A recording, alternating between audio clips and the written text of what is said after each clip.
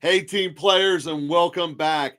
Today, we're going to be doing another live draft. As you know from our history, when you get into a narrative based upon success, it leads you to not only a funner league, but better results within the league. So, this scenario is the Cincinnati Bengals lead the league in points allowed.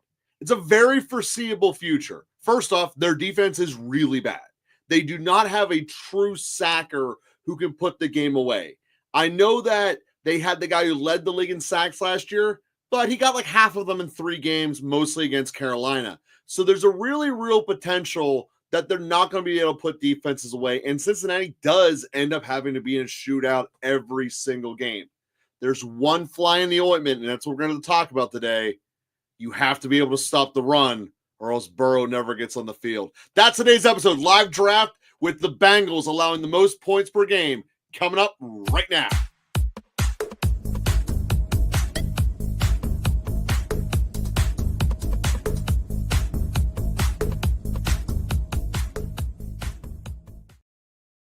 Hey, Joe. Yes, indeedy, man. I mean, that's what we're talking about here. Bengals, Right, Tech, Jamie, what's Bengals going on, letting up man? points. Seems pretty plausible, Bob. Yeah, so Jamie, here's a good question. I've been thinking about this a lot, as we think about holdouts, as we think about the goings-ons of OTAs and thinking about, where all this is heading for the fantasy football season, right? Is that it is not out of the realm of possibility for a star player to the degree that, while in name, Trey Hendrickson might not be like the star of the Cincinnati Bengals. He's definitely the star of the defense. And when it comes to defensive players and when it comes to offensive skill position players, we know that they have no problem sitting out until they get paid the money that they want. And quite honestly, I mean, when we're thinking about what will happen, I am probably thinking that more often than not, Cincinnati will probably come down with something probably closer to July. And if something's not done by they July always take forever. Or early August, then there is either a good chance that he gets traded or sits. And there's no reason for him to play. I mean, we've seen players that we've had a bunch of hopium for players that, for all intents and purposes, probably were never going to play for a team in the first place. But I would say he probably sits unless he's traded. Because when we think about the Bengals specifically, and we think about, their potential to lead the league in scoring and yards, I mean, if they're losing games and their defense is putrid, there's a chance that maybe week 2, week 3, if he's not signed yet, they go, hey, well, we should sign this guy because we're struggling and we're losing games. That also implies he wants to be there. He has been yanked around by them pretty hard and has shown signs maybe he would rather just get traded. And historically, the Bengals are one of the worst teams for the players to work with in terms of trading and in terms of contracts. Well, I mean, it's just not a fun place to be. You saw like they're even messing around with rookie contracts as well. So when you look at like the money that they paid to Chase and Higgins, they clearly have set up that their identity is offense, and that is how they're going to try their best to win games. When it comes down to these leagues that are no, this is actually just DraftKings PPR. It's the $20 buy-in, I believe. Yeah, this is the millionaires contest. Now, when it comes to IDP leagues, Jamie, when we're in a combo league that is, offense and defensive weapons, Joe and I have been in quite a few IDP leagues. One of the things that I think is a really good, we're currently in one together, home league, but one of the things that I think makes or breaks some teams sometimes in terms of the IDP mentality is how many points or the capability of putting up a boatload of points on your defensive line. So when you look at the potential of some guys, and you look specifically at a guy like Hendrickson, and you say, what is his potential? His potential is light years ahead of many other guys you could be taking in that round as well. So I would be willing to risk it for the biscuit here, Jamie. And if I'm in an IDP league and I'm drafting, sitting there in the 30th round where, you're probably drafting your number 3 or your number 4 defensive lineman or something like that. maybe even your first or second, I don't think it's a bad thing to pick up Hendrickson because, like I said, I do think something gets done by July. But in the off chance that it doesn't, the Bengals defense is going to be so terrible. I like that Puka pick, number 4 overall. That really benefits us. Who do you want to target for this? If you finish up your thought, who do you want to target? Yeah. No, I think that it would be a good idea. I think it would be a good idea for Achane or Henry here. I know it goes against the grain a little bit, but when we want to look at that, we're gonna go Henry then, and then Achane on the turn. Yeah, Derrick Henry, I think, is the logic behind that. Picture. Yeah. No, the logic behind Derrick Henry here is that, we are going into this draft with the mentality that the Bengals will be the highest scoring team in the league. So in order for that to kind of be the narrative that we're approaching this draft with, what's on their schedule? Well, at the back half of the season, weeks 13 and week 15, both as we lead ourselves into these best ball playoffs, the Ravens play Cincinnati. Okay, 1 home, 1 away. Then, insofar as that's true as well, the Ravens also are playing in at the back end of the year, New England in week 16 and week 17 in Green Bay. So even in and of itself, Derrick Henry might be an overbuy on that. But I just see that potentially could be something to capitalize on. Joe, here, actually, I want to kind of pivot right here. I want to tackle Trey McBride. I really would like to get some of that play into that back half of that season. Seeing as Achane's gone, fine, I'll give it to you. I 100% disagree with it, but here we go. I want Trey McBride. Here's why. So one of the reasons why going Trey McBride here, I think, is an interesting selection, and I will talk on this, in a moment, because people are like, well, why pick Trey McBride there? That's a little bit above ADP value. You took him over Brock Bowers. Why did you do that? Well, as we come and we look at what's coming down the pipeline here, right? When we come back to our next pick, both McBride and Bowers will have gone. Okay. And when we see what wide receivers are on the market there, I still think there are some quality players to hammer wide receivers the next 2 picks. And then pick up another running back in probably round 5, because we're not going to push. And these guys play Miami, correct? In which week? Week 17? Which one? Cincinnati. Yeah, Cincinnati plays Miami week 16. Arizona plays them week 17, and they also play Atlanta and Houston. That opens up quite a bit of doors for us. Insofar I wouldn't mind doing some Miami love here. Yeah, and Jamie, I'm going to talk on McBride in a moment, vis-a-vis Bauer or vis-a-vis Kittle. Again, we don't give a lot of love to McBride early on often, and this is one of those drafts where we're giving a little bit more love to him. So having Achane lower, because I see Wright getting snaps and Ollie Gordon taking some goal line work, is a smart approach to Devin Achane. Okay, so when we think about Achane and we think about what can go wrong, so ideally, if everything goes right and he gets the same amount of touches or around the same amount of touches, he will be a stellar add to your team. However, just like you stated here, these are things that are going on in people's minds. And when you build a narrative out, one of the things I think about Miami is that many people are expecting Waddle to make a jump. And now with the news that Jonnu might get traded to the Steelers, people are pushing Waddle a little bit higher on the board.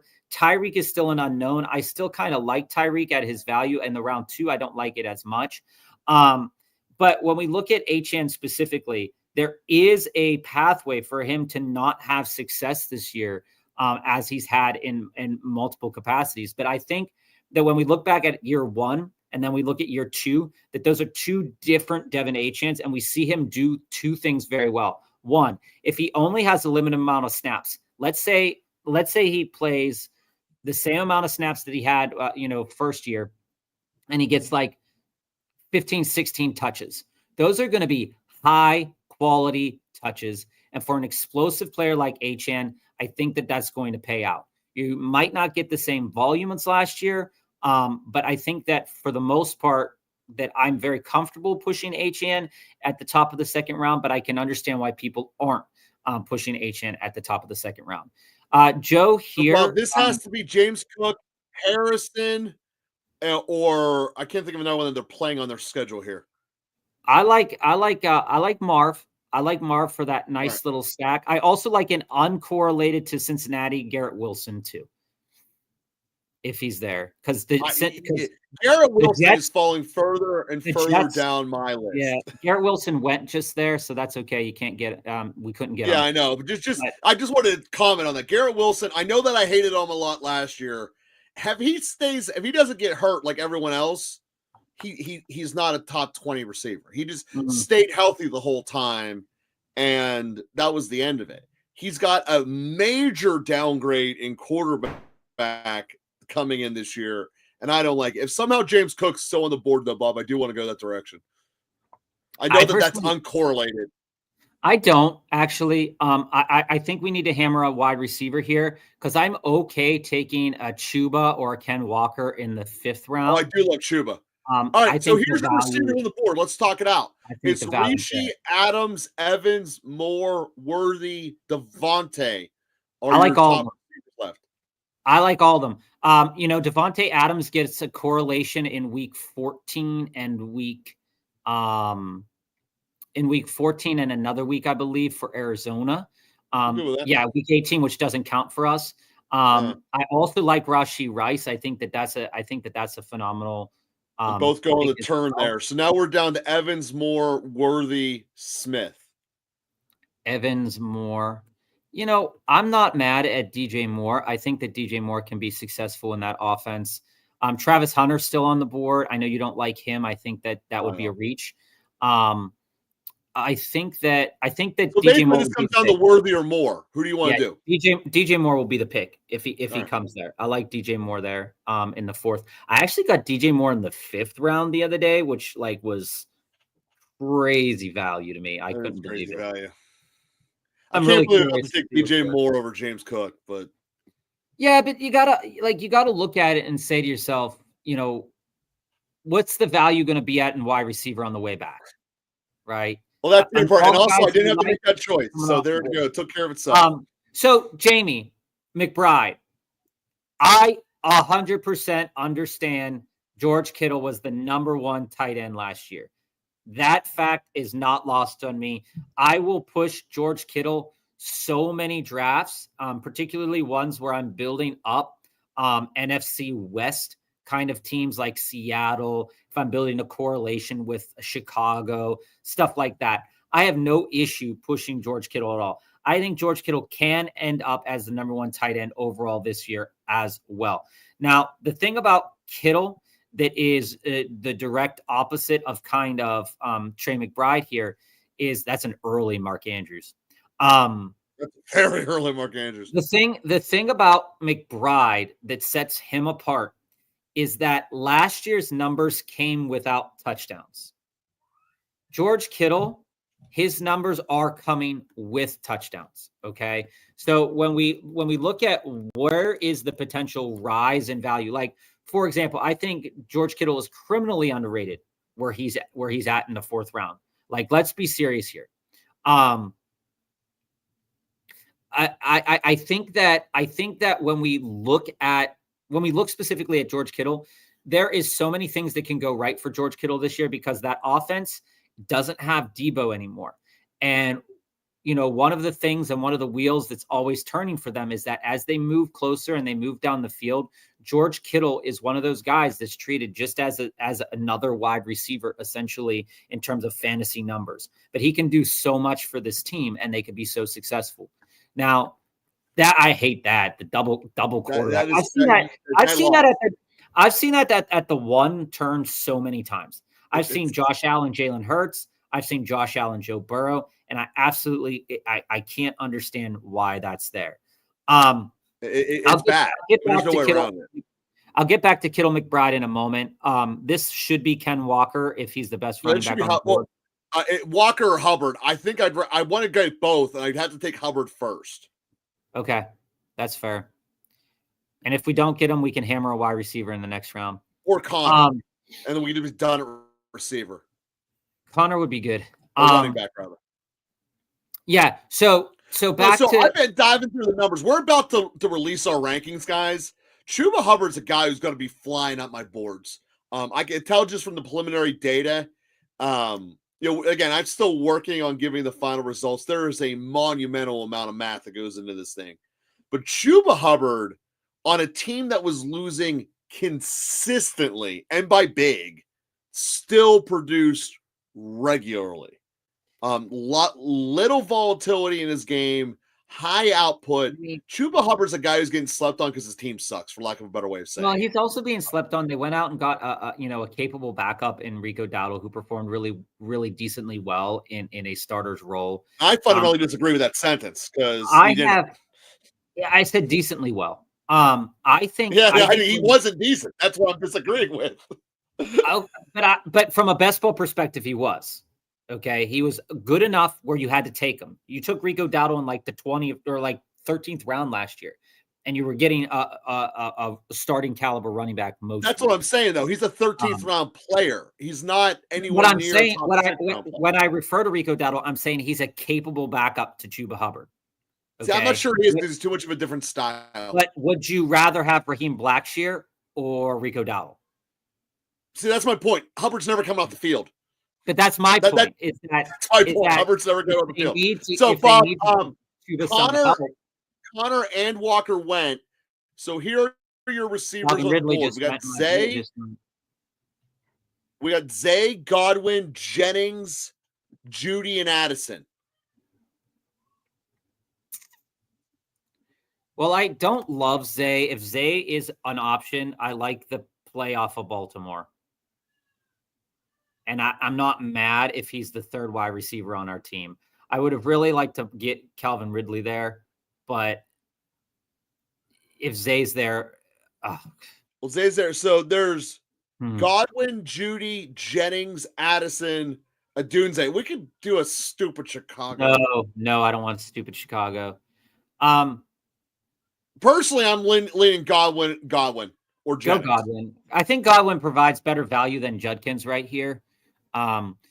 Jamie, we don't need the running back. We don't need Judkins. Yeah, I like Jennings, but I like Pearsall more a couple rounds later. We can do both. I mean, because Godwin if Godwin hits, Godwin's going to be a top 10 receiver. Yeah. So and I love that. Back to this point here is that when we look at George Kittle's stats last year, 78 receptions, 1,100 yards, 8 touchdowns. George Kittle has been a top 5 tight end, I believe, almost. I think it's been every single season. I think we looked up these numbers, except for the year that he got hurt. I think that he's been in the top 5 and top 3, quite frankly, every single year. You can look up those numbers. I don't have them off the top of my head.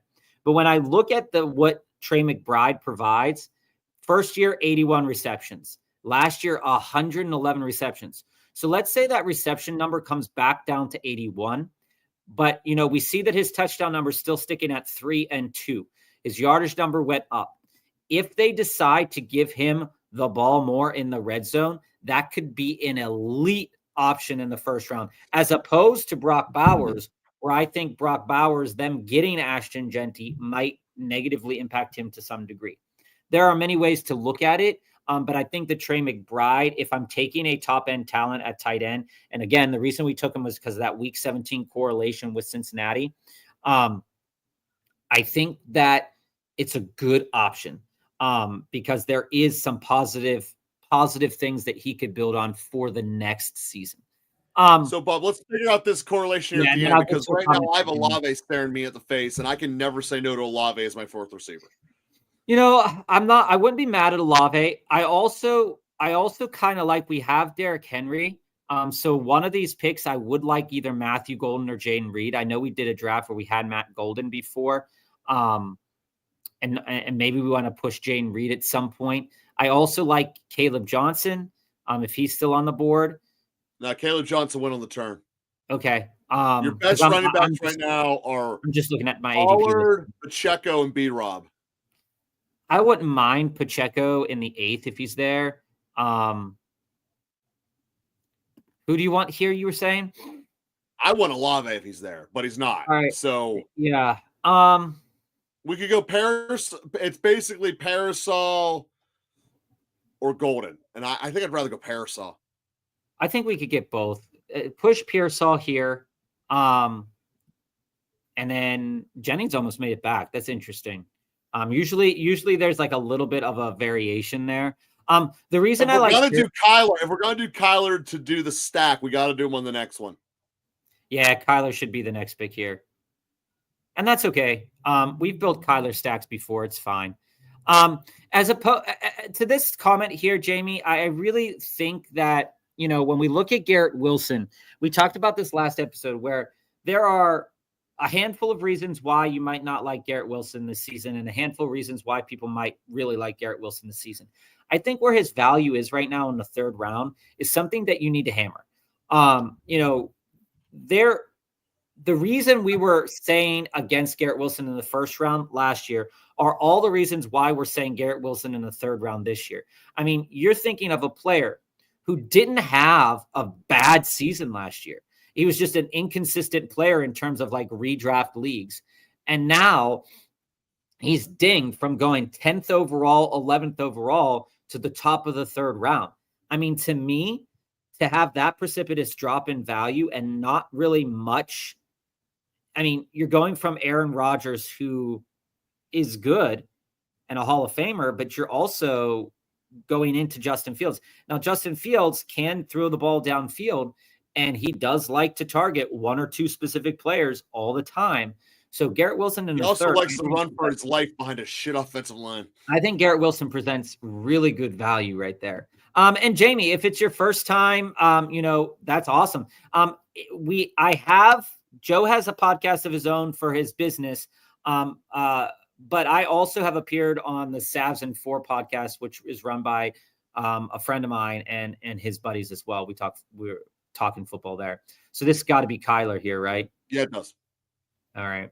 I would like Golden, but I can understand Kyler. Kyler's not coming back to us, and we can't have his two main weapons and not him. Yeah, I agree with that. And that's that week 17 Cincinnati, against Cincinnati's defense there. And to this comment here, Jamie, Andrews does have top five overall upside. When we look at Mark Andrews and we see what he can do, I'm not ever going to fight that upside is there. But what I am going to fight is something that I talked with Joe about last season. And when misclicks happen or somebody's taken in the queue a little bit earlier, is that type of value is great, but you can get that value in the 8th round. And that person right there could have taken Xavier Worthy in at that pick, or Tet McMillan, or Travis Hunter. And then this pick gotten Mark Andrews. So while the value of Mark Andrews this year is that he could be a top 5 candidate, but you don't have to draft him as a top 5 candidate. Exactly. That's the value of Mark Andrews there. You can get. And that's how I feel about Coleman, because I think Coleman can go off the chain this year. You can get Mark Andrews this year, 8th, 9th round, sometimes even later, depending on how people view that situation. And quite frankly, I would have much rather had Xavier Worthy and Mark Andrews than Mark Andrews and Tyrone Tracy. So that's where that value is going to be at there. What's up, Mr. Magic? It's good to see you. Yeah, Jamie, I'll get to that. So in terms of this, Godwin with the injury does scare me a little bit. As our third wide receiver with Pearsall there's a little bit of that injury risk. I'm okay in assuming that risk because Godwin does fit into our portfolio a little bit. We don't have a very big percentage of Godwin right now, but Godwin in the 5th round, yes, would we rather have some of those other guys? Sure. But Godwin presents a player that we understand that Liam Cohen is gone. We understand that he's a makes quarterbacks better. But what we do also understand is that if he assumes a role like he did last year, he proved to be one of Baker Mayfield's best weapons in the first half of that season. So Baker Mayfield's, even though Liam Cohen's gone, Baker Mayfield's not going to forget. Baker Mayfield's an intense competitor. He's a smart player, and he's not going to forget about Chris Godwin if Chris Godwin's healthy. So, I mean, if you think Tampa Bay is going to do well, I think Chris Godwin's got to be on your team. And I would draft him in redraft, no problem. I'm not even like, I'm scared a little bit of the injury, but I'm not like scared of that. For the record, we're only marking him off as missing the first 2 games. We're marking Rice and Ayuk for 6 games or more. Yeah. For comparison. And Jamie, Mr. Magic, I'll answer that question. Sure. So when we look at the tournament best balls, Jamie, and when we look at how things work, one of the things to be aware of, Joe, who are you going to go with this round? Before I want to go with Fields and then Charbonnet on the comeback. Charbonnet. Yeah. If Walker goes down, that's a home run. Charbonnet. I disagree that it's a home run. I think it's an interesting pick. He's a 1-for-1 replacement, and there's not a whole lot of them left on this board. He's not. I mean, we could walk Warren, but long story short, I want to go with Fields because there's so many times we had this conversation last year that Murray is a bottom 24 regularly with spurts, and I just want to try to combine the spurts. I do think we need to push another wide receiver soon. All right, then we'll do. But I don't want to be at the end of this run. Whatever this run is, I don't want to be at the end of that. Yeah, that's why I'm going Fields. So, Jamie, correlation. One of the biggest things in best ball that you can think about, particularly if you're on Underdog, but also if you're on DraftKings, and you can consume a lot of media about this. But basically, one of the important things to think about here is that's an early DAC. One of the things to think about here is the fact of week 17 correlation. So when you go in and you look at the schedule, I use ESPN's we started a run. I use ESPN's grid of the schedule. And what I'm looking at is week 15, week 16, week 17. Those are the playoffs. The money is made in week 7. So wait, does Buffalo correlate with any of them? Say that again. Does Buffalo correlate with any of our opponents we got? So we got Miami, Tampa, San Francisco, and obviously Cincinnati. So Buffalo correlates to Cincinnati week 14. We can take a late New England week 15 if we want. Has correlation to Carolina and Baltimore. Well, then Coleman, the receiver, stands out to me then. Okay, I do think you take Coleman a little bit early a lot, but that's fine. Well, we're not going to get him if we don't, and his ADP is 3 picks from now. So when we look at correlation, Jamie, is that the idea here is that you want to have that stack in week 17 from a game that you think is going to pop off. Now, granted, defenses change, things change as the season goes on, but we're just giving this example. So, for example, week 17, Green Bay plays Baltimore. Now, depending on how you think that game is going to work out, and looking at the schedule, that game is at Green Bay. So there's a good chance that game is going to be covered with snow. So maybe you want to capture the runners from that game. Maybe you want to get Derrick Henry, and maybe you want to get Josh Jacobs. But the idea here with some correlation is that there's stacking to do. So you can pick Jordan Love, Matthew Golden, and Tucker Kraft to go up against Derrick Henry, which is your bring back.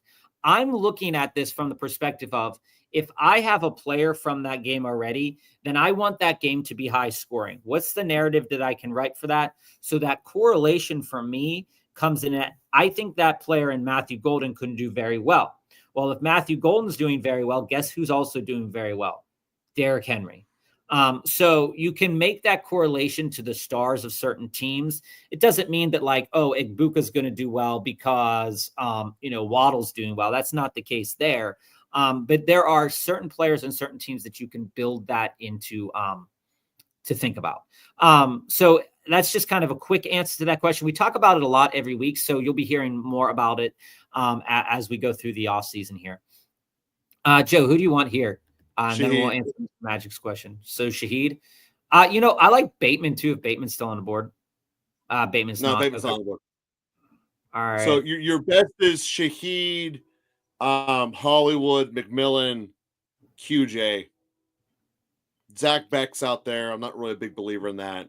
Williams at the Patriots, not really a big believer. I'm okay with Shaheed. And then can we I have a stunner for you that we have not taken in a long time, maybe even ever, for the next pick. Where's Trey Benson's ADP sitting at right now? Trey Benson we can get at 158. So you're looking at the next turn. I look your heads up with running back though. All right. Yeah. So I'm going to take someone's going to make.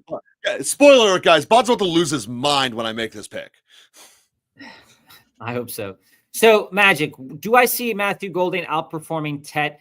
I see a narrative that I could. That's gross. I hate that. That was disgusting. Why'd you do that? You want me? Let me break down the math on this. No, First off, you don't need to break the math down. You're injured. If you look at him from week 12 on, it's almost the exact same numbers as Bucky. Very comparable. And there's many games he outscores Bucky. Because they were winning so hard. They were winning so well that Rachaad White had to come. My point is that's not changing. Tampa Bay's offense is stacked. And if Bucky goes down, White's back to being a gold mine, and we got it in 12th round. I think he's got substantial value by himself, let alone with the injury upside. Dog, he's the trash man of the gold mine. Like, he's terrible. Dude, I know it. We hated on him all year, but I can't get behind that. Value is greater than where he's at. The reason we hated on him so much last year because people were taking him in the 4th round. It's an overcorrection. It's an overcorrection.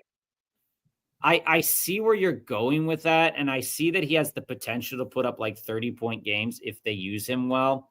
I just don't think I guess I just like Bucky a lot more. And I see it. Yeah, and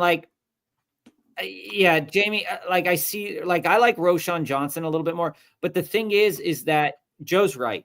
Rachaad White has proven that he can take on NFL snaps. That isn't a wrong thing.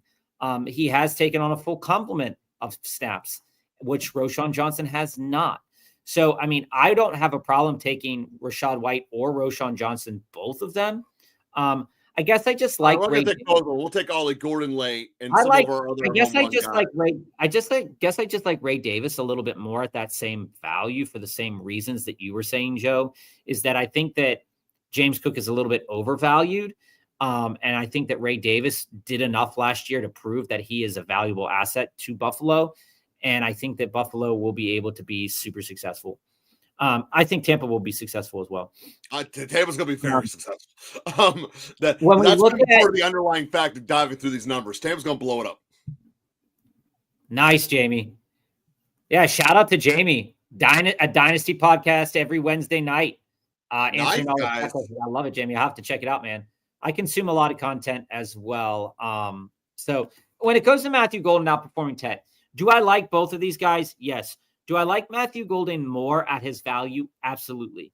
I think that, when it comes to what the value will be at come redraft season, even in dynasty drafts and whatnot right now, Ted's being drafted over him in dynasty drafts. I believe so. And I think that right now that I like Matthew Golden a little bit more. One of the reasons why is that, man, you took him 2 rounds early. What, Gesicki? Yeah. Yeah, that's okay. It happens.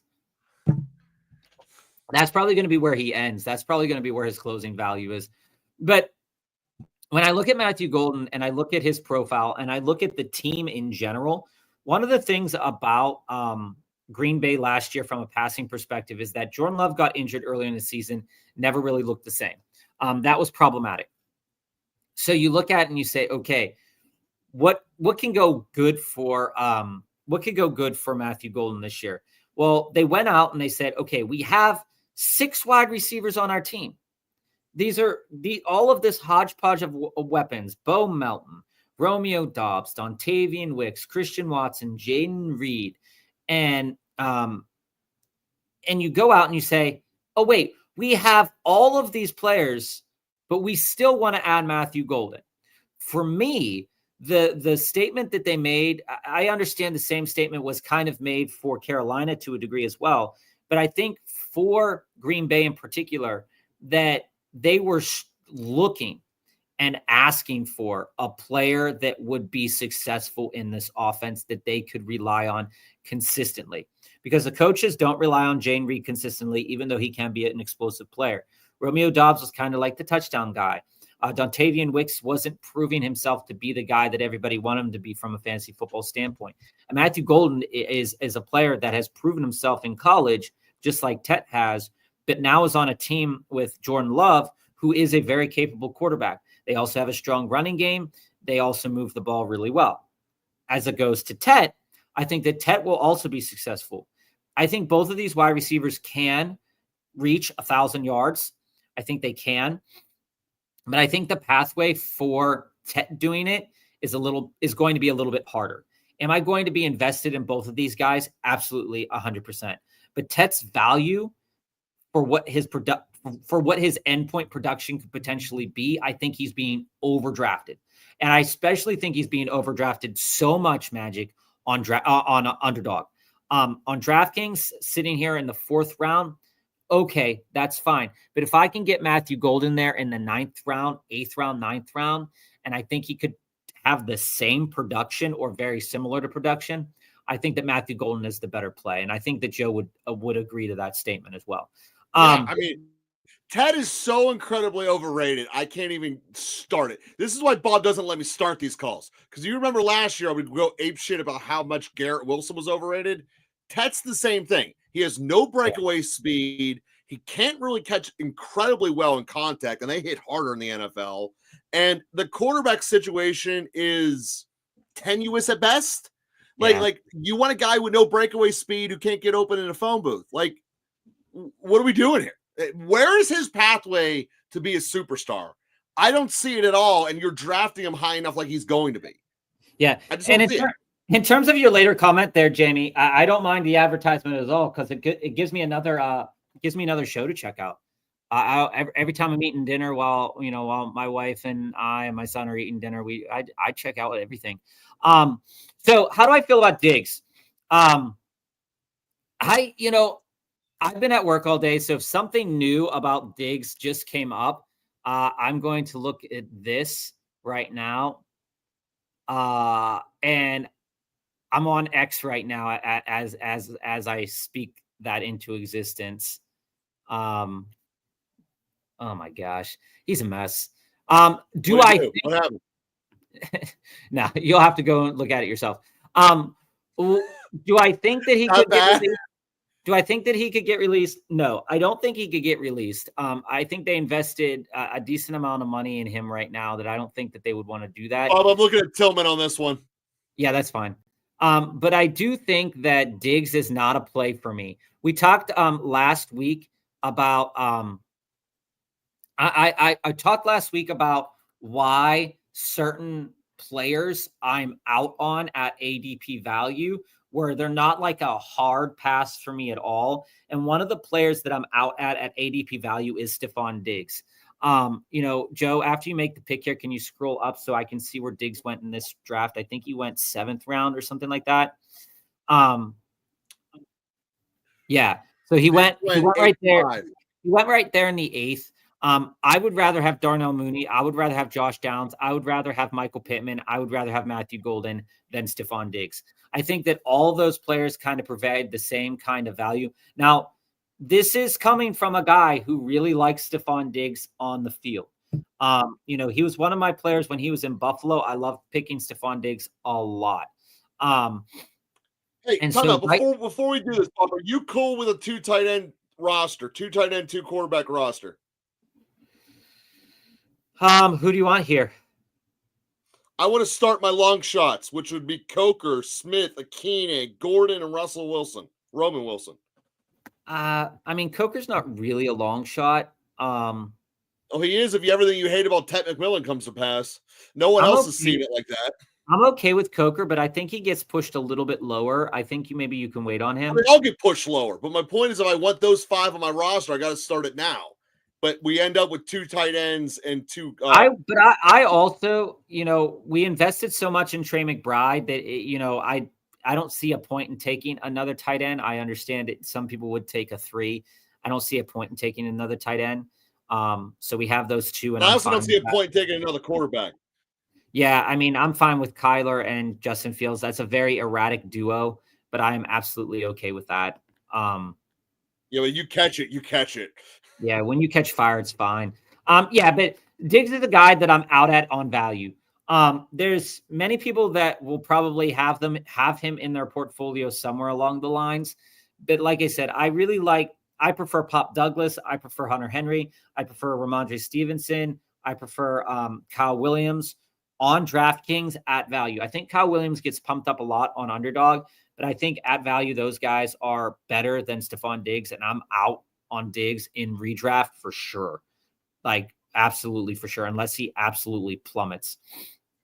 For Chuba and Harvey around the same ADP, I think so. So which would you rather have in redraft?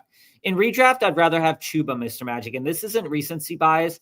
This is just kind of how I generally feel. This is like just a feeling about Denver as a team for running backs. Back in the day when they had Clayton Portis, I was, on Denver. I really liked. There are certain players that can really be successful in Sean Payton's offense, and there's players that can be successful in previous coaches' iterations of this offense as well. But I always feel like there's just something that's not attractive about drafting a Denver running back early. Outside of, like I said, Clinton Portis and Terrell Davis. And I know that other running backs have been successful there, but I think that the value of RJ Harvey is way too high, particularly when we're getting now, again, we have to sift through the information that we're getting in OTAs and everything like that. But the coaching staff said, hey, Estime looked good when we were giving him the ball. Let's give him the ball a little bit more. That's always an interesting thing to say about, your coaching staff. It's like, oh, let's hammer this a little bit more. They also have Jaleel McLaughlin. I think that RJ Harvey is going to eat into Jaleel McLaughlin snaps and take the Javonte Williams snaps, but I still think that Audric Estime will be there. And I don't think RJ Harvey. I think by week 5, we're probably going to know where RJ Harvey stands with this coaching staff. But if you look back at last year with this coaching staff, it was an absolute disaster in the running back market. And while RJ Harvey is a great talent, the way that they're using the running back, I don't feel that it's conducive to touchdowns being scored by the running back.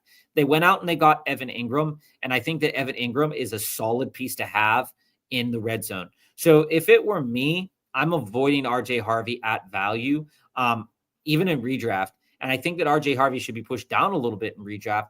Of course, in Dynasty, I'm in on him. But I would rather have Chuba for all of the reasons that, we talked about with Joe a little bit earlier. And Jamie, game stacks in week 17, they matter a lot. I mean, stacking in 15, 16, and 17 matter a lot too. And on underdog, they matter a little bit more consequently, I guess, because the scoring is different. Here, you can get away with not a mega stack. But I do think it's important to think about bringbacks in week 17, week 15, and week 16, particularly in games that you think are going to be successful or in games that have good weather attached to them, right? So the Cincinnati game's in Cincinnati, I believe, so that could be a little bit of a disaster. But when we look at it and we say, okay, what's the pathway here for certain teams? So let's take an example in week 17 of a game, Vegas and the Giants, right? Is that, quite honestly, that's a good game to potentially capitalize on, but you have to be very confident in the Raiders and the Giants to be successful long-term. And I'm not that confident in them long-term at the value of where their players are at. I'll be taking chances on Bowers. I'll be taking a chance on Neighbors. But, insofar as that's true, if I take Neighbors in the first round, I'm probably taking Brock Bowers in the second round. And a lot of people are going to probably think about that because I want to bring back in a game that's probably going to be gross and disgusting of the two best players. And so that's kind of my viewpoint and attitude about some bringbacks. I think in DFS, when we talk about DFS, we talk about a bringback a lot in a game that you think is going to be successful. For example, Detroit plays Minnesota. So if you don't get Amon-Ra, I'm taking Goff, I'm taking Williams, I'm taking Laporta, and I'm shooting for Addison, right? Maybe I get a chance at Jefferson, and I'm taking Jefferson, Montgomery, Laporta, and Goff. something like that to kind of just get you into that game a little bit more. Because the idea here is that when you're stacking, you have less things that you have to get right. So in week 17, you want to make sure, even if it's the wrong game, we have seen games in week 17, like Carolina playing against Atlanta. And that game was supposed to be a dumpster fire, like a straight dumpster fire. And some random, and the score was insane. So you look at it and you say, okay, well, maybe I hit the game wrong, or maybe I'm hitting it exactly where I need to. But like when you think about Cincinnati's defense is so god awful that if you take a look at Baltimore, Miami, and Arizona at the back end of that season, it makes sense to capitalize on a couple of those games. So there's a really good reason to go and work on that. Mason Taylor is one of the guys that I've been taking a little bit more of. I've been pushing him on Joe a little bit more. And I think on teams where we've been taking Fields, it's a no-brainer for us. Justin Fields passes to the tight end. Like his two targets are wide receiver on the outside, tight end. Wide receiver on the outside, tight end. That's what he does. That's what he does. You saw that. I mean, if we can just for a minute here pull up Cole Kmet's numbers with Justin Fields. Who the hell drafted Roman Wilson? Yeah, if we just pull up Cole Kmet with Justin Fields, there was a couple of games where he got like zeroed out, Cole Kmet. But I mean, it was crazy. He had, according to StatMuse, right, in 40 games that they played together, he had 133 catches, 1,384 yards, and 10 touchdowns. Now, like, that's not like fabulous. But again, I mean, he passes the ball to the tight end, and Mason Taylor is a weapon, so you got to use him. Hate that Jatavion Sanders pick. That's disgusting. I don't like that at all. Well, there is some facts. Here's why I don't like it, Joe. Why is that? It's because I would rather take a chance on a tight end that nobody's drafting to come out of the woodwork on a team that I have Trey McBride than take Jatavion Sanders, who everybody's drafting at the back end because they don't know who to take. That's why. Well, there's no other one I would even consider, though. Here's your tight ends on the board. You take a random. Kmet, Mayers, Fannin. Yeah. Fannin would have been the pick because nobody's taking Fannin. And if he pops off week 17 against the Steelers, zero scenario where Fannin ends up being a productive player. Yeah, but can you? At least with Sanders, I know he'll be on the field, and I know he'll have a chance. The rest of these guys like that idea, are just... Happy Monday, Bones. What's up? Jamie, absolutely, definitely want to collaborate someday. So just let us know. Diggs is done for me. He's cooked. But Roman Wilson, on the other hand, is not cooked. Did you just see the article that says he hasn't taken his physical yet? Which means they could fail him and not know him anything and it's the Patriots. They're dirty as hell as it is. They're totally prone to do it. If you sign a deal with the Patriots and you don't take your physical that next day, you messed up. Let's just say I don't want to waste a 7th rounder on a guy that might not play, but he won't play for that team, but he will play for someone. Roman Wilson, I'm in on. Joe, if you watched us last year, I'm 100% on Roman. I think it's gonna be the Steelers number 2 this year, guys. I was in on him before too. So if you look at draft correlations and drafting grades, you can see that Roman Wilson would have been the 5th rated receiver in this draft. So that alone. Can you scroll up? You just forgot about the rest of the board there. So this right here, I think is interesting, Jamie. On teams where I'm not taking Barkley. So that Barkley went 1-2 overall. On teams where I'm not taking Barkley, I am taking chances on Shipley in the back half of the draft. So it's the same thing with Bijan. So if I'm taking Bijan, I'm not taking Tyler Algier. If I'm taking Gibbs, I'm usually not taking Monty, et cetera, et cetera. But when I look at Shipley, I think Shipley's profile is really interesting because you don't have to do much with this Philadelphia team for it to be like, to just work. Like, it's an offense that just is successful. It works. Now, the loss of Kelsey could play a role into how this team might be, that's one knock for if you're not with Philly. But I do think that if the narrative that people are pushing with Barkley is true, or if it comes to fruition this year, for example, I don't think it will, but if it is coming to fruition this year, Shipley is a mad smash. I mean, looking at where he's drafted, Joe, I think he got drafted like 13th, 14th round, maybe even 15th round in these drafts. I just think that we should be buying a little bit more into Will Shipley, even later. It looks like 16th round. Let me move this. Keep going. Yeah, I'm okay with throwing him on the list because I'm very confident.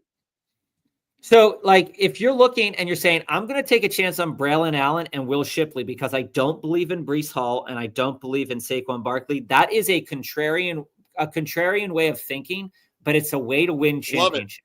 It's a way to win. Yes, it's the same reason. It's the same reason why I'm smashing Marshawn Lloyd.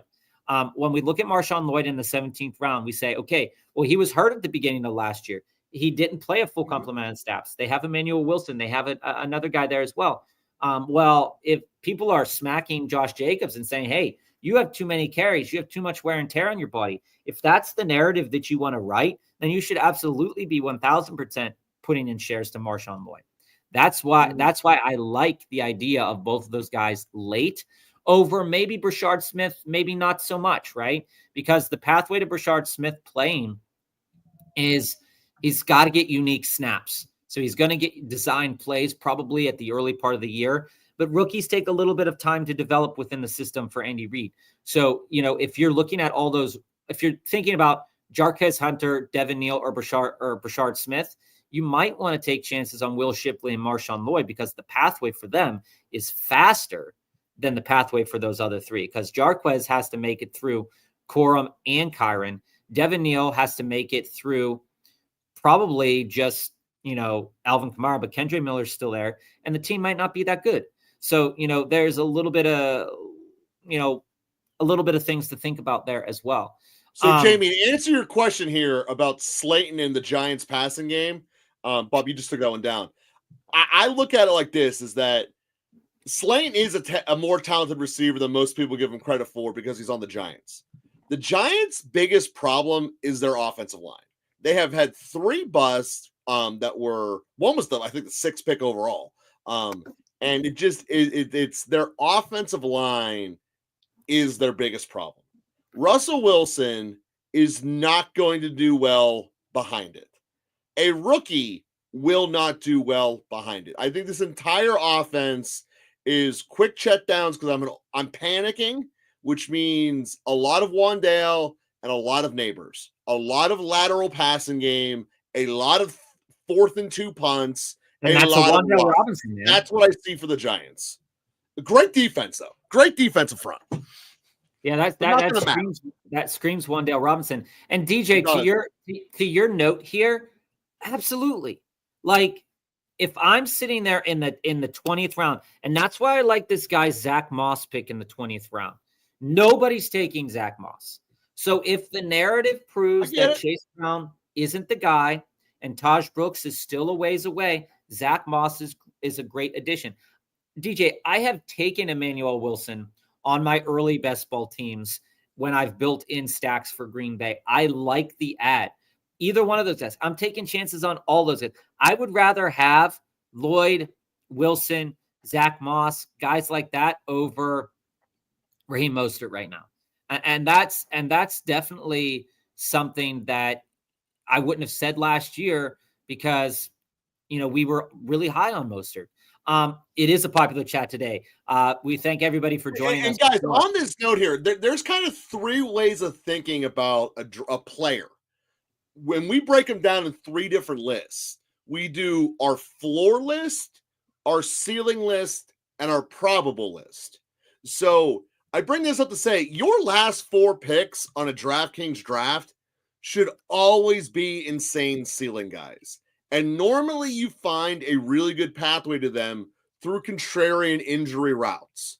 And that's why I don't like Jatavion. That's why I don't like him, because I don't see an insane ceiling for him. You get what I'm saying? That's fair. That's totally fair. He is a floor player of that. But I was planning on being a Kine and then Roman Wilson. And quite frankly, I started reading about Stephon Diggs and my auto draft kicked in. This is what I'm saying here. What Jamie commented on here is that the targets vacated. Now, granted, the targets last year are not going to be same as targets this year, because the targets vacated last year came from Jameis Winston. And Jameis Winston is known to chuck the ball around. I do feel like it's probably going to return. If it's a Kenny Pickett-led offense, maybe you're getting like 23 to 26. If it's a Shedeur offense, maybe a little bit, maybe like 25. There's no way it should be a Shedeur offense to be successful. Don't even start me with again. That. The coaching staff force them to play in the playoffs, and you're going to lose before. No, the coaching staff said Joe Flacco is most likely going to be the starter right now. Of course he is. The owner is the one who's the dick who will ruin this in my fantasy playoffs when he puts Shedeur in. If I'm looking at Fannin, my mindset isn't on really who's playing. It's where is that upside going to be? And the fact that Fannin can play slot, the fact that Tillman and Judy are good, Njoku is good, one of the better tight ends in the league from a pass catching perspective. Fannin can be a player that coming down the line, if an injury were to happen or something were to happen, that he assumes a target share that I think could be a nice week 15, 16, 17 target share. It's not that I think he's going to be successful all season, but the pathway is there for him to get a boatload of targets. Now, Jatavion Sanders, on the other hand, is an interesting pick, because what we know is that Bryce Young, looked good at the end of last year when he looked terrible earlier.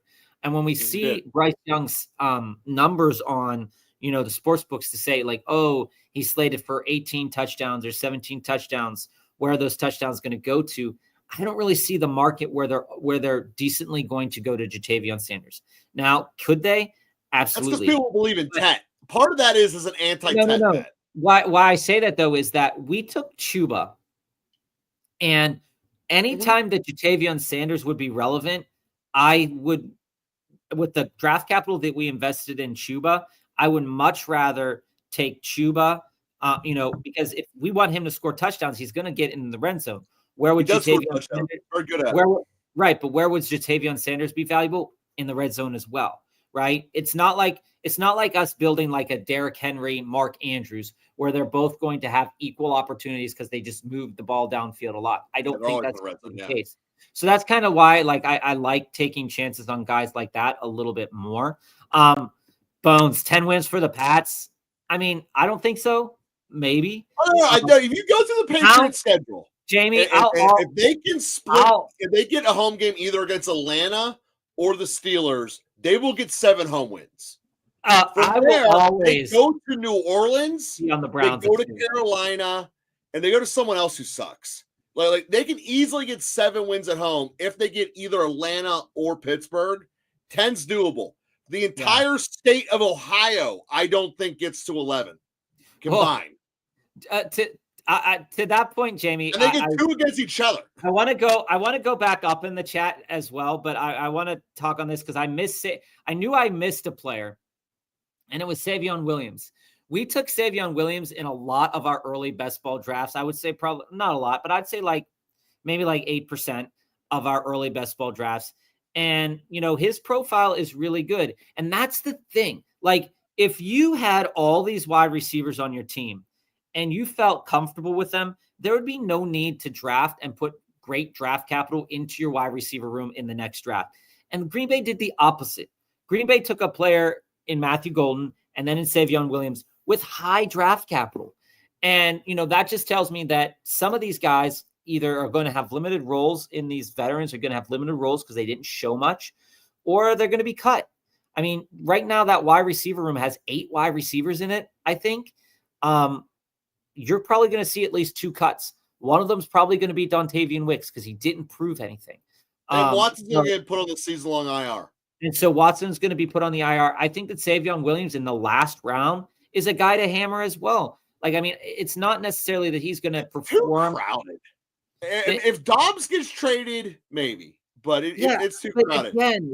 Again, we're looking for upside. I'm looking for an offense that can move the ball. Is there a place where Savion Williams could do good? Yeah, absolutely. I mean, like, I'd rather take him than Noah Brown on Washington. I know Noah Brown had a good enough season from like a back end fantasy perspective last year until he got hurt. But again, you're looking for like, okay, where's this outward potential coming at? And as it goes here to ETN, looking at the chat here and seeing that, Tootin and LaQuint Allen, that's I'm not worried about LaQuint Allen at all. But my thing with ETN is that ETN certainly was not worth the first round pick from what he's produced here. A large part of this is the inept Jacksonville system that they have down there.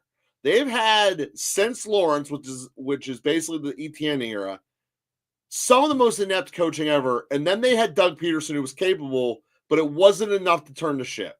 I just think there's some places in this country where the owners and GMs flat out don't get how to play winning football.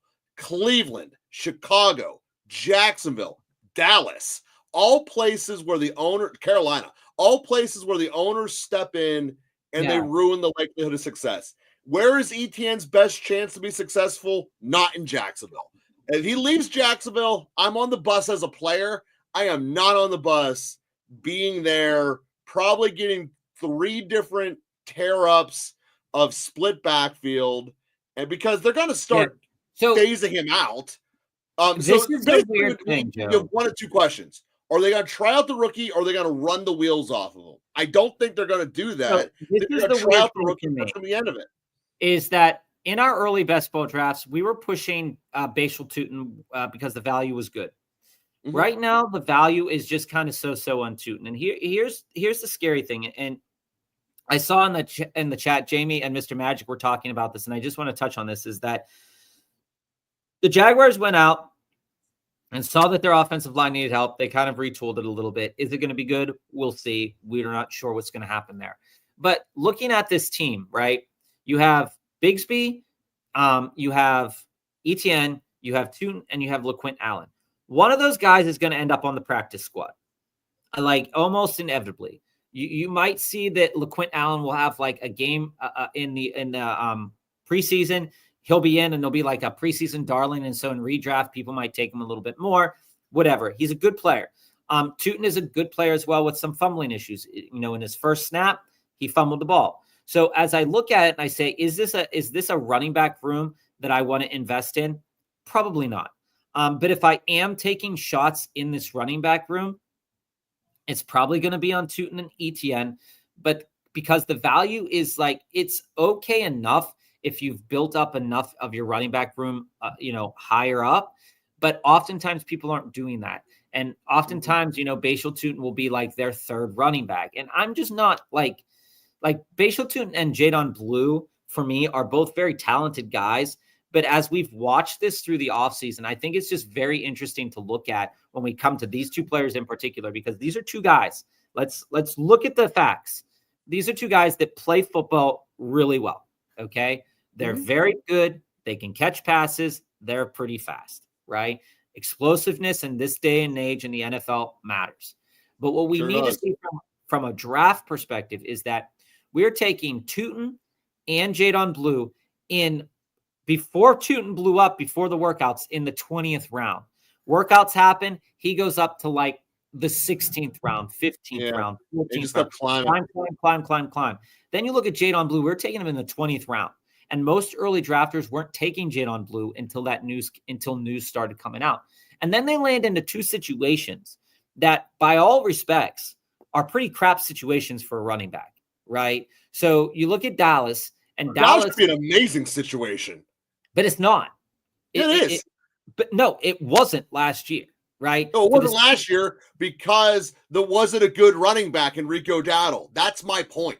But what I'm saying is that now what they have there is a combination of 5 guys as well. You got your Miles Sanders, you got your Javonte Williams, you got your Jadon Blue. One of them's going to prove themselves And that's going to be, you're going to see who's going to be like the real guy by week 6, week 7, which is fine. I'm all for that. Same thing goes to the Jaguars. But the Jaguars line, not that great in terms of running the ball. So I think that we need to start pumping the brakes on guys like Tootin, guys like Jadon Blue, because they're flying up. But the pathway to carries, you're probably not going to get a clear indicator of that until like week 6 or week 7. And they may end up at the back end of the year being the guy, which I'm all for that. I'm all for them being the guy. But specifically when we look at Jacksonville's schedule at the back half of the year, you're drawing Indy, the Jets, the Jets, Denver, and Indy. Now, do I want a running back against Denver's defense week 16? Not so sure about that. Do I want them against a team in Indy who's going to probably try to keep the hands out of the opposing team as much as possible to make up for either Daniel Jones's mistakes or Anthony Richards' mistakes? Probably. I don't really want them at the back half of the season. Now, when I go to Dallas, for example, I look at the back half of the season there and I see Detroit, Minnesota, Chargers. I mean, those games are going to be thumpers, I think, at times. And do I want to invest in Blue? I don't think so. At his value, I don't want it. I want Blue, and here's why. So, Jamie, not at his value, though, is what I'm saying. I understand you're talking about his height and size and all that, but so was Dowdle last year, and they showed that's what they want. What they did this year is they added their offensive line, mostly replacing a Hall of Fame guard. That's going to be hard to overcome, but they're taking a swing at it. The reason I'm big on Blue is 100% because of the situation. You give me 2 receivers that you have to pay 100% attention to. Anytime a running back is the 3rd most scariest player due to the defensive perspective, he's going to get a ton of work. And this entire game of fantasy football is, how often are you giving the ball? Yeah, he has the chance of exploding and breaking a big one because he's never going to see a heavy box. You look at this as like the opposite of Denver. Harvey's going to have heavy boxes the whole time. And he's going to have a good start of the year because no one's used to the altitude. Blue, on the other hand, is going to have light boxes, be running through a spread defense. And I think he's going to be able to make something happen because you have to give both Pickens and Lamb attention. So at the end of the day, you get Blue. And to your second point here, I am big on Brashard Smith. I think that the Chiefs are going to use him like crazy because both Brashard and Blue have this in common. It's not that hard to become the number one. Pacheco is the most overrated running back in the league due to his talent. And at the end of the day, we all hate Devontae Williams. So both of them can be on the field come the playoff time. As it goes to Jadon Blue, a guy that I am on because the cost I think is more appropriate for the season that you're going to get is Phil Maffa. Okay, when we look at running backs on Dallas, Phil Maffa is currently 4th on the depth chart in the OTAs right now. Jadon Blue is 2nd on the depth chart in OTAs. That's coming from our lads. And we look at it and we say, okay, Javonte Williams hasn't been successful since he's gotten injured. Will he return to normal? Probably not. But maybe he does. But if I'm looking at it and saying, okay, Jadon Blue and Javonte Williams are being taken right around the same round. And that's really like weird to me, but it's super consistent from what we're seeing is that situation is, you either like Javonte or you like Blue. Now, Miles Sanders being taken at the back end here in the 20th round, fair enough. It happens. I don't think it's a good pick, but it is one of those picks that nobody's really taking. The guy that nobody's really taking is Phil Maffa. If Jadon Blue hits, great. But he's going to hit to a degree that is going to be very similar to potentially a Brashard Smith or a Dylan Sampson. And you have to take him 3, 4 rounds, 5 rounds higher than some of those guys. Taking a chance on Phil Maffa late, while that might not be the best selection, it's kind of a LaQuint Allen situation as well, is they might end up on the taxi squad for the team, but Javonte Williams is in a clean bill of health. Jadon Blue probably can get injured really easily, and Miles Sanders sucks in terms of health as well. So who do we have? We have Phil Maffa. We go over to Jaguars. That's just a lot of injuries you gotta get through to get the Maffa, though. I get it. But like looking down there in the 20th round, If what you say is correct about Dallas, and that's the belief that you have, is that it's going to be easier for them to run the ball, there's a reason to say, let's take chances on Phil Maffa as well. Even though Phil Maffa might not be a guy that you want often, he's a guy that you want to fit into your portfolio at times. Now, family says here about Taysom Hill. I'm out on Taysom Hill. The reason I'm out on Taysom Hill is because despite his really good spike weeks, the guy's 34 years old. I mean, people don't think about this. He's 34 years old playing tight end / running back / quarterback in the NFL. Yeah, he's going when's the last time you ever seen a successful running back at 35? And who's not Hall of Fame. Every year he gets injured. So I'm not really willing to push it for where you sometimes have to take him. I've seen him go as high as the 17th round. Here in the 19th round, I think it's okay enough, but I'm still not willing to invest in him right there because I do think that the 34 points that he can provide is like absolutely stellar and electric. But he's out until training camp already. Doesn't mean he's going to be healthy at all. He could be a great play at some point, but I'm just not willing to invest in it. And the reason why most times I'm not willing to invest in Taysom Hill is because like if I draft Trey McBride, yeah, I'll take Taysom Hill once in a while. If I draft Brock Bowers, I'll take Taysom Hill once in a while because I want that 34-point week. But if I'm taking like a combination of Brenton Strange, Dalton Schultz, Hunter Henry, I don't think you can afford a Taysom Hill in there. Maybe you can, maybe you can't. As it goes to Tommy Tremble, he's a tight end that, again, people aren't taking. You look at Carolina's roster here, and you say, okay, well, Jatavion Sanders could be the guy. Well, Tommy Tremble is still on the roster. And did they kind of split? Yeah. So Jatavion Sanders had 33 receptions last year. Tommy Tremble had 23. The yardage is pretty much the same. The touchdowns are pretty much the same. So do I want a platoon tight end? No, I don't want a platoon tight end. And that's kind of the reason why I think some people are shying away from Noah Gray because they might see it as a platoon. But I think that it's something to be aware of as we go through the offseason here. Ollie, J.K. Dobbins, I had Dallas as a potential landing spot for J.K. Dobbins. I don't think that that's going to happen right now. I think that when J.K. Dobbins does get signed, though, it's going to be because a training camp injury happened or a big OTA injury happened, and people are going to sign either J.K. Dobbins or Nick Chubb to be a body in the room, to get that room together, and I think that he could be relatively successful. Am I crazy enough to be drafting J.K. Dobbins in the 17th round? No. If he fell to the 18th, 19th round, I'm probably going to take him there. I have gotten him a couple of times, but I don't see a situation right now, Joe, and you can speak on this too if you think you need to. I don't see a pathway or a room that necessarily needs J.K. Dobbins after all these rookies have been drafted. No, that's 100% true. It was a very deep running back class. So yeah, I mean, you look at it, he's a guy who would have had great potential. I mean, Javonte Williams went down a very similar road. The injury, he never really recovered from it. He had a good year last year, but it was also force fed to him. And I don't see it really. Maybe Washington. Chicago doesn't clearly know what they're doing. In terms of teams that have success, that because where Dobbins is going to be successful is a team with a lead and running out the clock, which Swift is not that type of back. Roschon's probably better at him at this point than that. So yeah, I think Washington's probably really the last spot.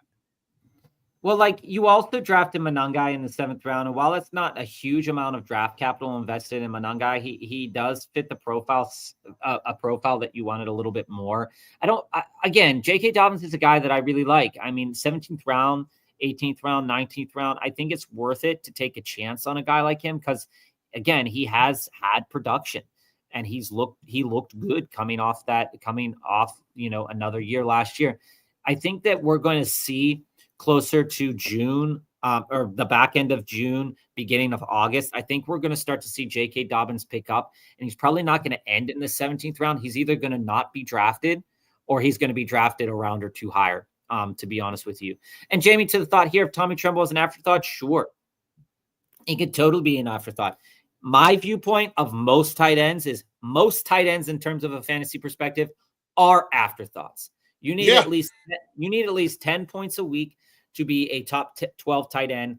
On DraftKings and PPR, that number goes to about, I think, 12. So if you get about 12 points, which equates to, a touchdown and 3 receptions and 30 yards, that's what I'm looking for. Do these Carolina tight ends have a chance to get that? Sure. It's also the reason why I value Trey McBride, Sam Laporta, George Kittle a little bit higher, Mason Taylor a little bit higher, Freiermuth down a little bit because of Jonnu, Brenton Strange as well. I think that Brenton Strange could be a great touchdown option. I just don't value tight ends. And maybe that's a viewpoint that not many in the community have, but I just don't think that from a fantasy perspective that I'm just going to, as family knows, I love the backfield tight end. I love getting Gesicki. I love getting Freiermuth. I love getting Mason Taylor. But in this one, we took Trey McBride a little bit earlier. And I think that going high on some of those guys is not bad. When we look at, I forgot about that. Clyde Edwards-Helaire. Again, Clyde Edwards-Helaire is also on the Saints, which is something that I was like, wow, he's still playing. It's crazy to me. He's playing until the end of training camp. Yeah. So Jamie, this is the thing for Maffa. If he ends up in a situation where he can get any opportunity for Maffa, if he gets on the field, any opportunity for him to get on the field, I think that he'll be used. It's the same reason, kind of like Brashard Smith, right? Is Brashard Smith, they're going to find ways to use him. They're going to find ways to get him on the field. Is he going to be a full-time player? No. But is his skill set going to be used really well? Absolutely. I think it's going to be interesting at the very minimum for a guy like Maffa.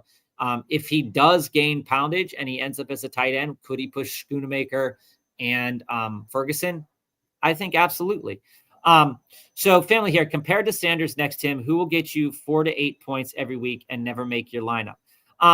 And see, that's that's the kind of thing where family, you're absolutely right. When we look at Taysom Hill, and he's kind of the player, again, that's very, you're either on one side of the coin or the other side of the coin, right? For me, like I said to Joe drafted Jatavion. I don't like Jatavion at that pick. Again, Taysom Hill is a guy that he's either getting you 0 or he's getting you 34. I think he's more than likely going to get you 0. And I don't think Jatavion Sanders has a pathway on our team, particularly with Trey McBride at the top half. Joe, go up to the top half. Particularly with Trey McBride there, that's why I like a guy like Fannin or a guy or like you were saying, like Hill, because 4 to 8 points doesn't do anything, right? Especially when you have McBride. 4 to 8 points doesn't do anything. Do I like the Commanders are sitting there, Ollie, looking at their running back room? They have Brian Robinson Jr.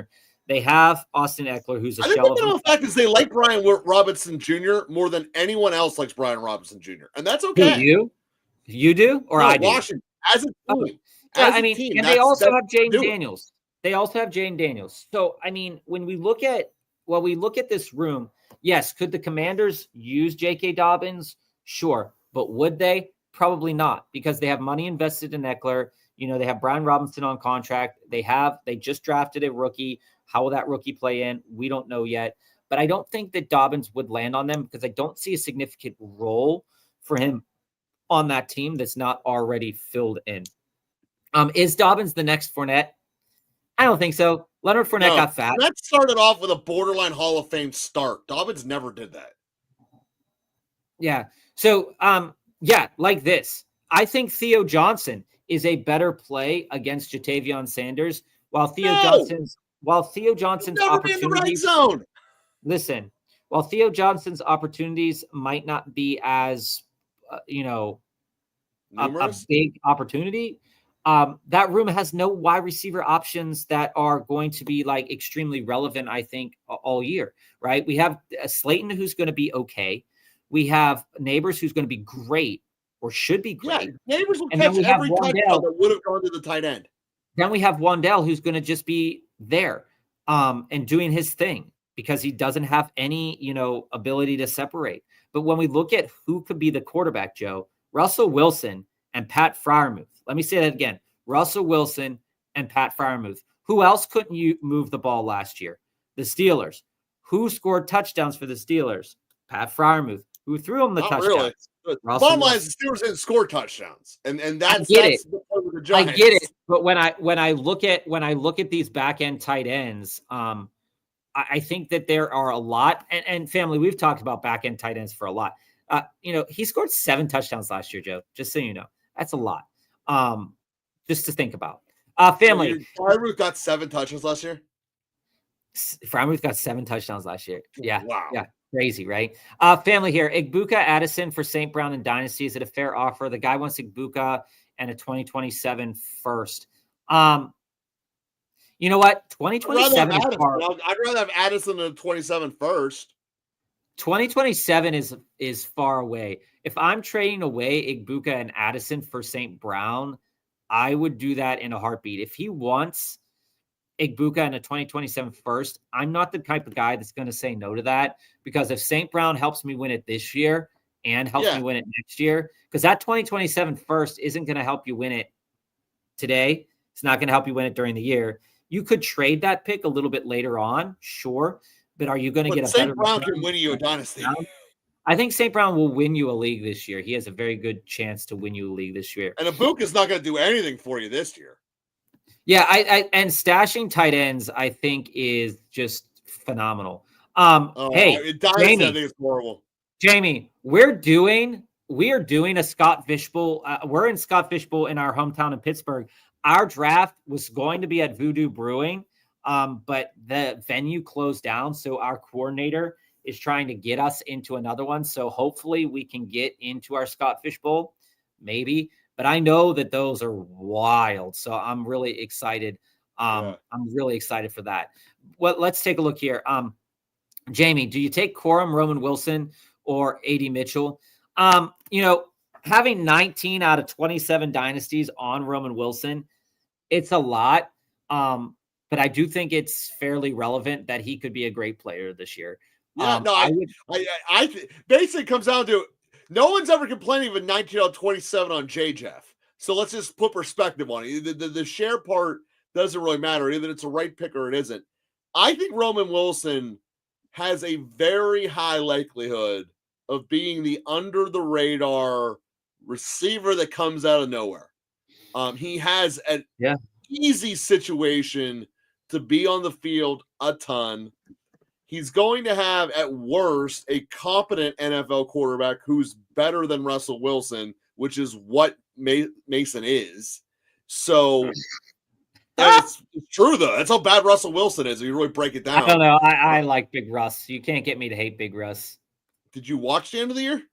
Yeah, but he has way more toilets in his house than anybody else. Just so you know, true way too. more toilets.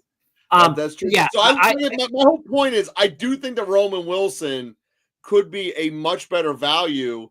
I don't want Corum at all. And everyone loves Corum because he's the number 2 to the situation. It's a good situation. But the thing with Corum is you're never going to start him and feel comfortable. Roman Wilson can be your flex and you're fine with it. A.D. Mitchell is the same deal. If it's best ball, sure. But I don't want Corum ever. Is my starting point. So I'd rather have Roman Wilson in a dynasty because I see upside for him. I like Corum. Here's the thing. One of the things that I don't like Corum because every single year the Rams have drafted a running back every year. He's incredibly outdraftable for dynasty. They do a day 3 running back every year under McVay. It's what Joe, they do. Here's the thing.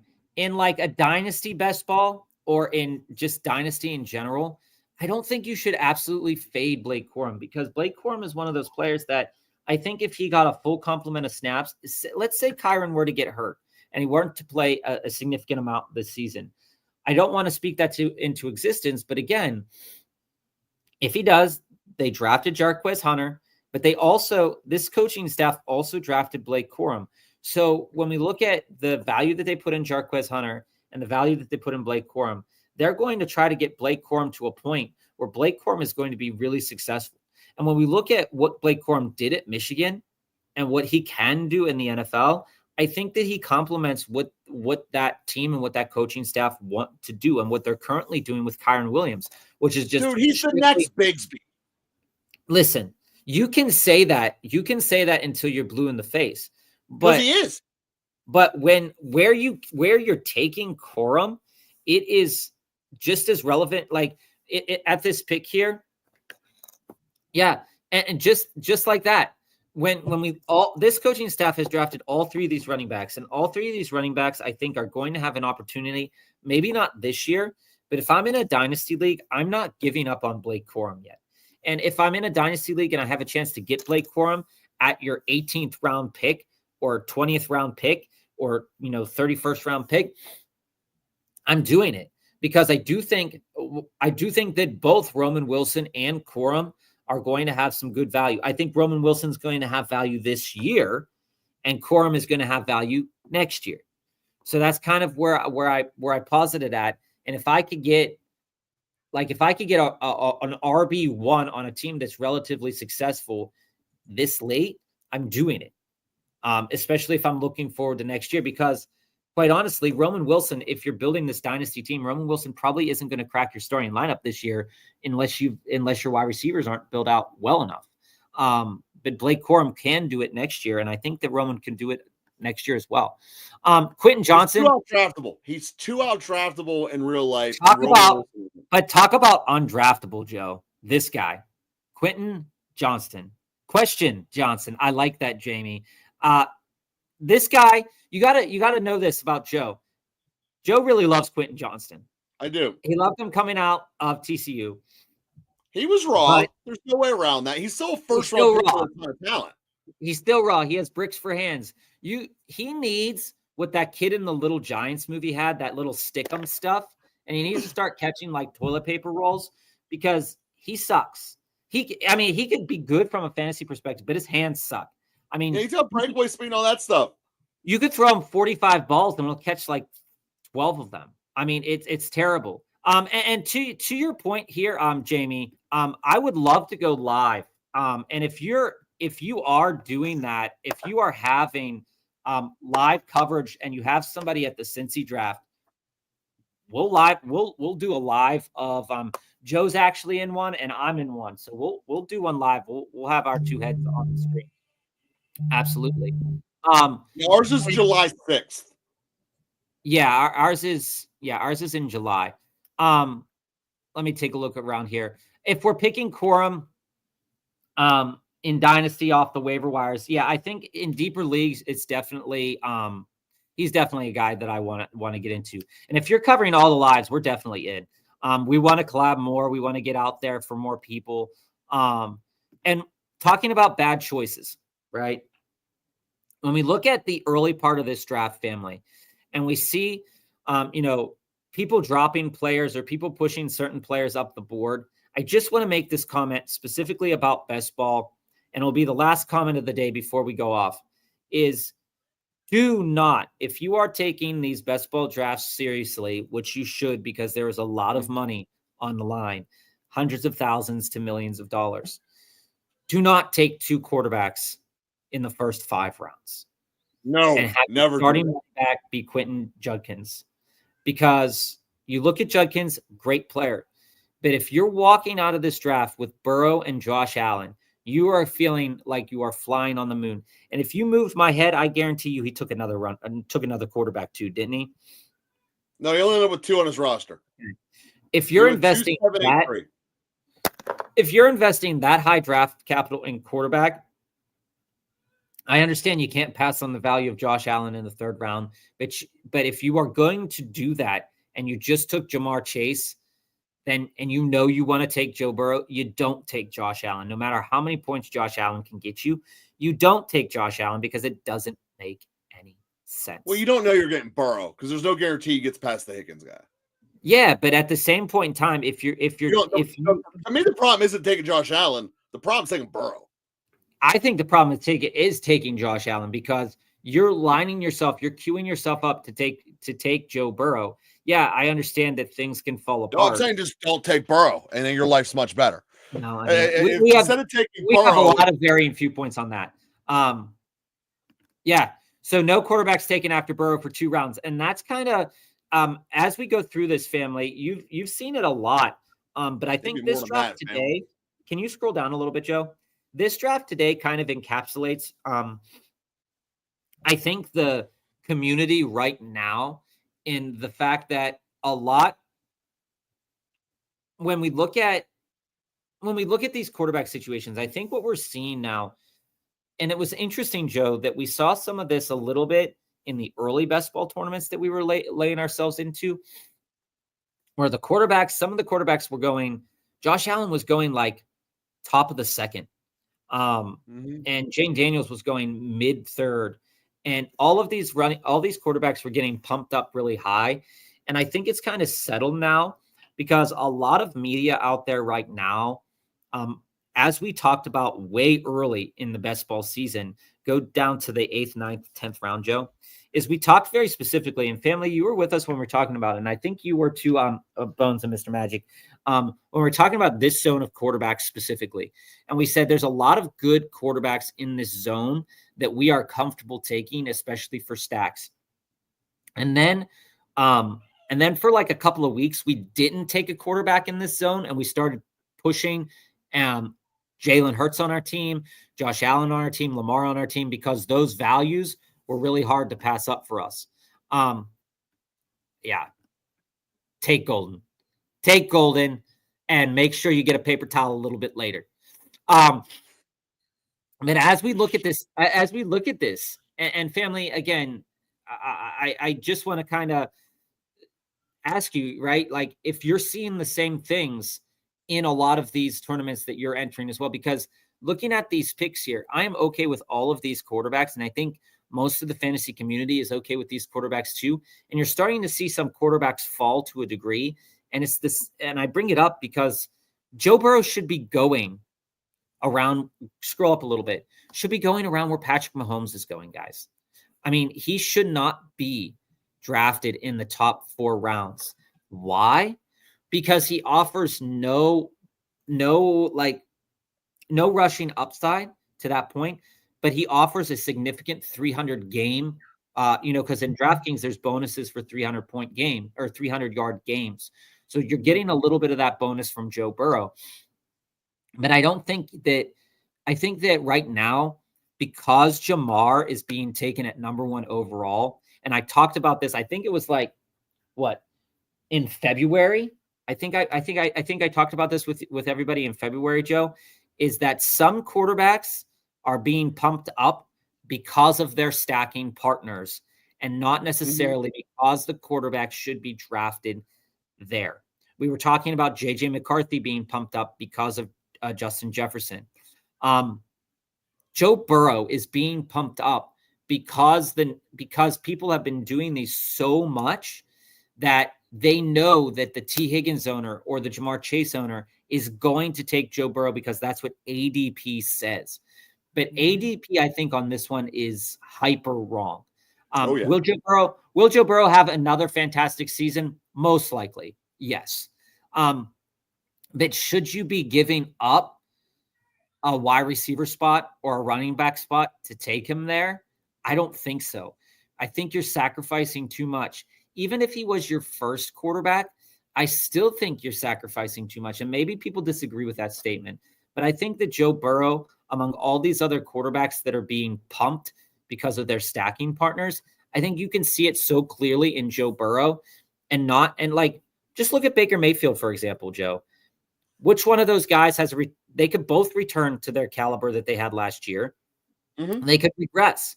I mean, as you said earlier last week, Joe Burrow's regression could come very swiftly.